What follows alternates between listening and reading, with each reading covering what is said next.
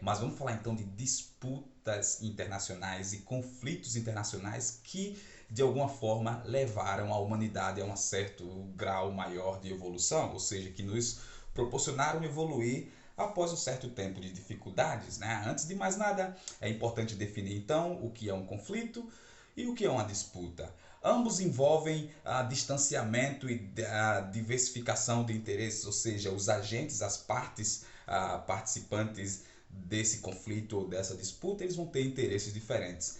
A questão é que ao final, no ato da resolução do conflito, não necessariamente haverá um perdedor, ou seja, a soma não é de soma zero, todos ganham. E uma disputa tem que necessariamente haver um perdedor, ou seja, o vencedor ele impõe a humilhação da derrota àquele que perdeu.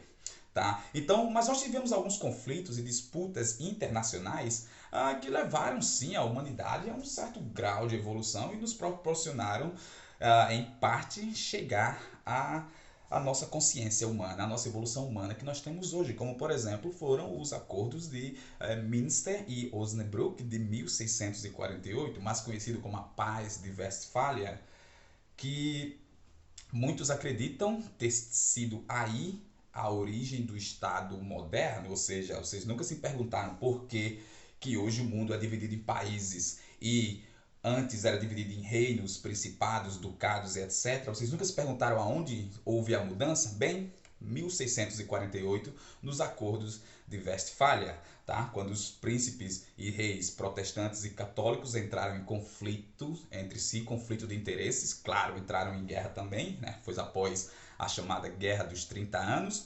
juntamente com o Santo Império Romano, tá? Então tínhamos três partes desse conflito. Tínhamos o Império, o Santo Império Romano, tínhamos os ducados, principados e reinados protestantes e os ducados, principados e reinados católicos, tá? Entraram em guerra e ao final disso, desse conflito de interesse, sobretudo interesse econômico, político e religioso, chegaram aos acordos de Westfália, aos acordos de Münster, da cidade de Münster e Osnabrück, que deram origem então ao Estado moderno. Daí surge diversos princípios do sistema internacional hoje, como a autodeterminação dos povos. Tá? Um outro conflito de interesses foi já no pós-Revolução Industrial, já no pós 1750 por aí. A Revolução Industrial foi esse fenômeno que surgiu sobretudo na Inglaterra primeiro, tá? A produção de produtos manufaturados e a venda destes, né? Produtos de grande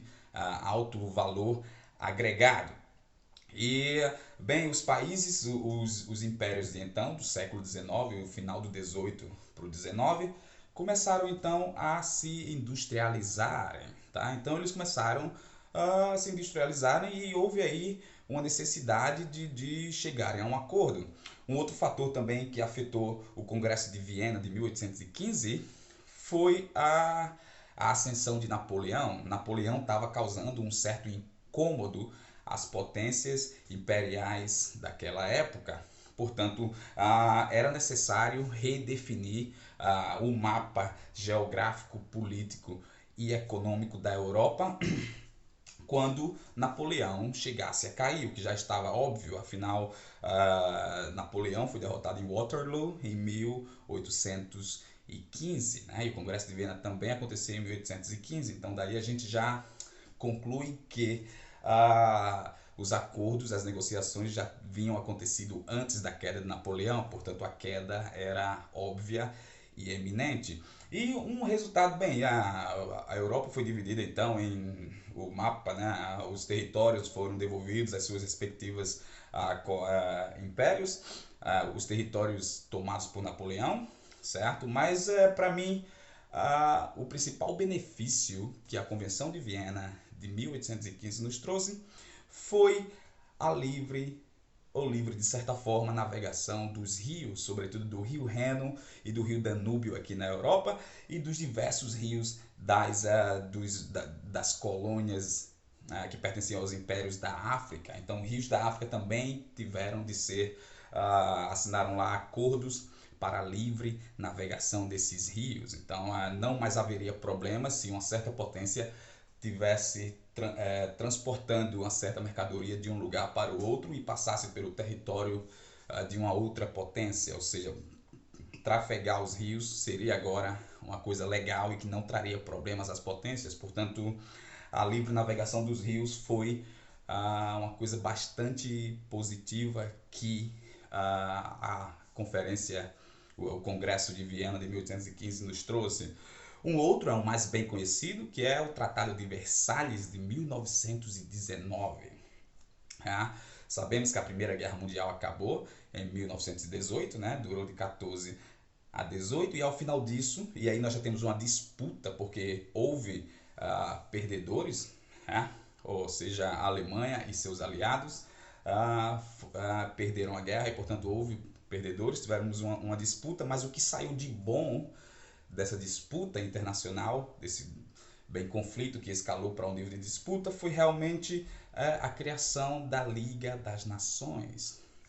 E a Liga das Nações, ela era nada mais, nada menos do que uma organização internacional que visava manter a paz no mundo, ou seja, para que um conflito daquela magnitude, como foi a Primeira Guerra Mundial, nunca mais voltasse a acontecer. E que, claro, falhou. Apesar de ter falhado, contudo, a intenção foi boa. O liberalista utópico Woodrow Wilson, do então presidente dos Estados Unidos, veio com essa ideia, com os 14 pontos de Wilson. E, a ideia era boa, de manter a paz da maneira que ele queria, mantendo o respeito e a autodeterminação dos povos, sem a interferência de um Estado dentro de outro, mas que, contudo, não surtiu bom efeito, visto que 20 anos após nós temos o segundo conflito mundial, que foi a Segunda Guerra Mundial.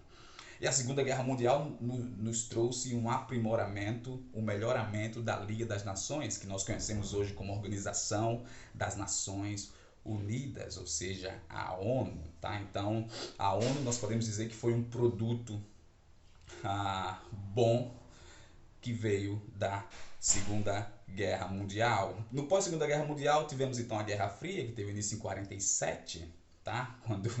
Quando os partidos comunistas estavam crescendo muito aqui na Europa e, claro, isso incomodava a Inglaterra. Afinal, a Inglaterra é uma potência liberal, né? E, manter a economia centralizada em diversos países não seria algo bom para a Inglaterra, afinal ela não poderia vender os seus produtos.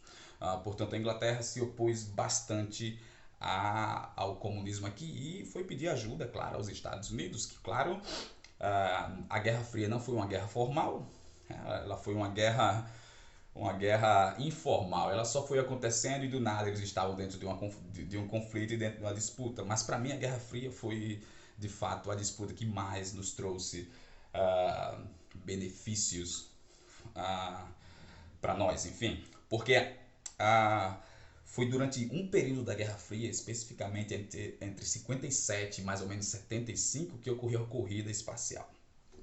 E a corrida espacial dizia respeito basicamente à conquista do espaço, né? A União Soviética mandou o primeiro satélite, o primeiro artefato feito por um ser humano em órbita da Terra, ou seja, o espaço, em 1957, e os Estados Unidos seguiram logo após, em 1958, e aí teve início essa corrida, quem conquistava o espaço primeiro. Sobretudo, o que estava em pauta era a conquista da Lua. Sim. A Lua tinha que ser conquistada e os Estados Unidos o fizeram em 1969, né? Que, há quem acredite que sim, há quem acredite que não. Eu prefiro acreditar que sim, afinal eu sei da gravidade que a corrida espacial teve naquela época. E se eles não chegaram em 69, eles chegaram um pouco depois. Certo? Mas a corrida espacial ela nos trouxe diversos benefícios, como por exemplo a nossa ressonância magnética de hoje, né? Ela veio de tecnologia que estava destinada ao uso da conquista do espaço.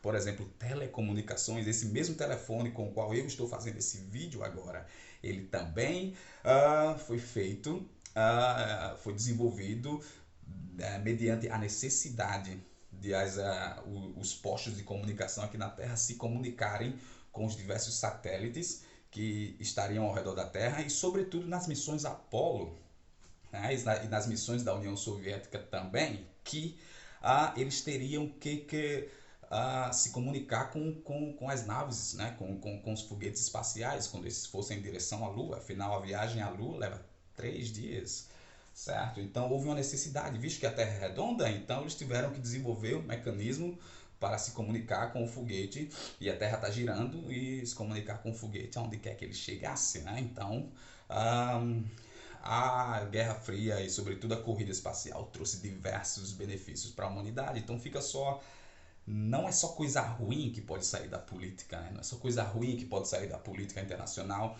e da interação entre os diversos agentes políticos. Coisas boas também podem vir. Tá?